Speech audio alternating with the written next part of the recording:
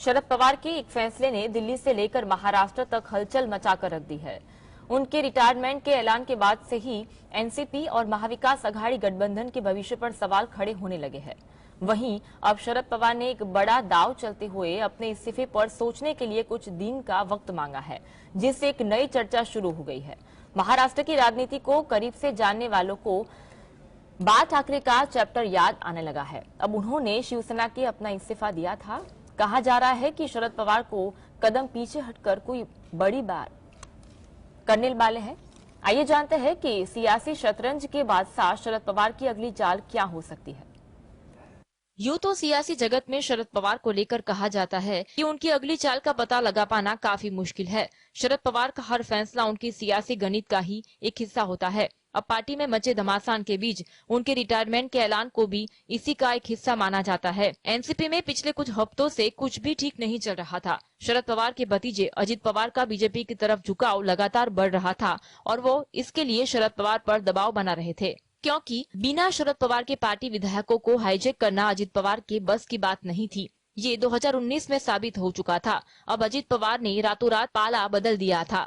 महाराष्ट्र की राजनीति को करीब से जानने वालों का कहना है कि शरद पवार पर लगातार इस बात का दबाव बनाया जा रहा था कि वो एमवीए गठबंधन छोड़कर बीजेपी के साथ जाने पर फैसला ले, लेकिन पवार इसके लिए तैयार नहीं थे। इसके बाद से ही पार्टी में उथल पुथल मची थी, जिसके बाद शरद पवार ने अपने रिटायरमेंट वाला दाव चल दिया।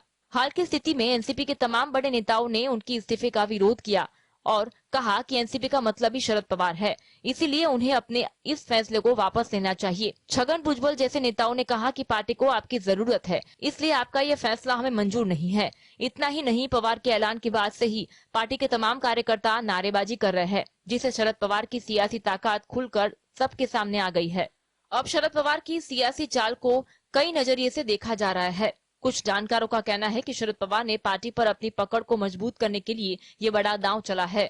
हो सकता है कि शरद पवार पार्टी में उठ रहे विरोधी सुर को अपनी ताकत का एहसास करा रहे हो। नए अध्यक्ष को लेकर पैदा विवाद और उनके इस्तीफे के विरोध के बाद वो अपना फैसला पलट सकते हैं। कहा जा रहा है कि शरद पवार ने ये इमोशनल कार्ड पार्टी को फिर से एकजुट करने के लिए खेला है।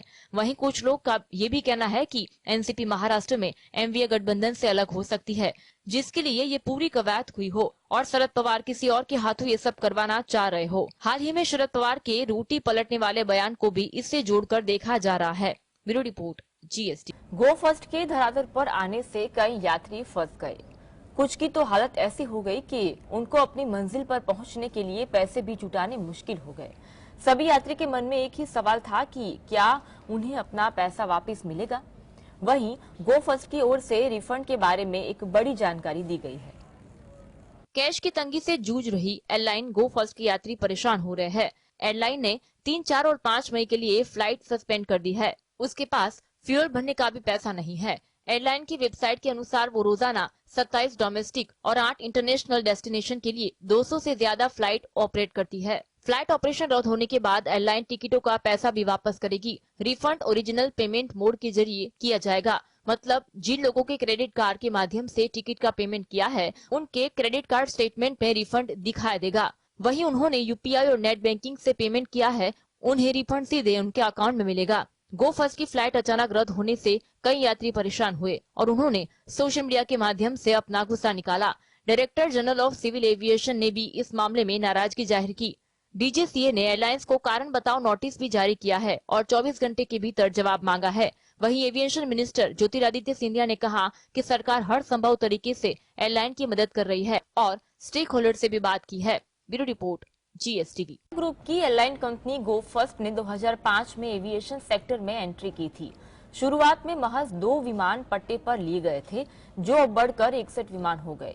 इनमें 56 A320 नियो और 5 विमान A320 CEO शामिल है। शुरुआत में वाडिया ग्रुप ने गो एयर लॉन्च करके विमान उद्योग में प्रवेश किया था, जिसके बाद में गो फर्स्ट के रूप में रीब्रांडेड किया गया था। पर अब इस एयरलाइंस कंपनी की हालत खस्ता हो गई है।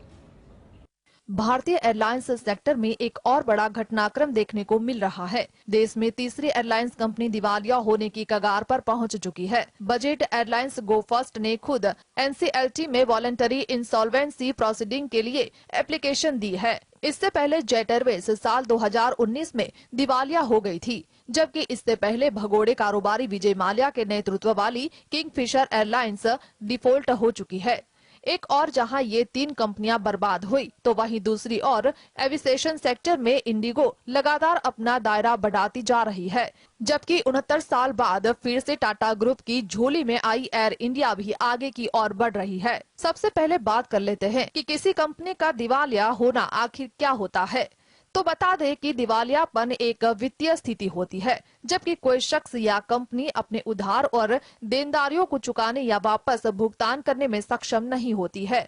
ऐसे समय में वह खुद को दिवालिया घोषित कर सकती है। इसके बाद दिवालिया संपत्ति या कंपनी के लिए अदालत की तरफ से नियुक्त अधिकारी उसकी बिक्री करने की प्रक्रिया शुरू कर देता है। ऋणदाताओं के बीच बांट दिया जाता है। यहाँ सबसे बड़ा पेच ये होता है कि एक बार अगर कोई कंपनी या व्यक्ति दिवालिया घोषित हो जाता है, तो उसे कर्ज देने वाली संस्था या व्यक्ति उसे बकाया चुकाने के लिए बाध्य नहीं कर सकता।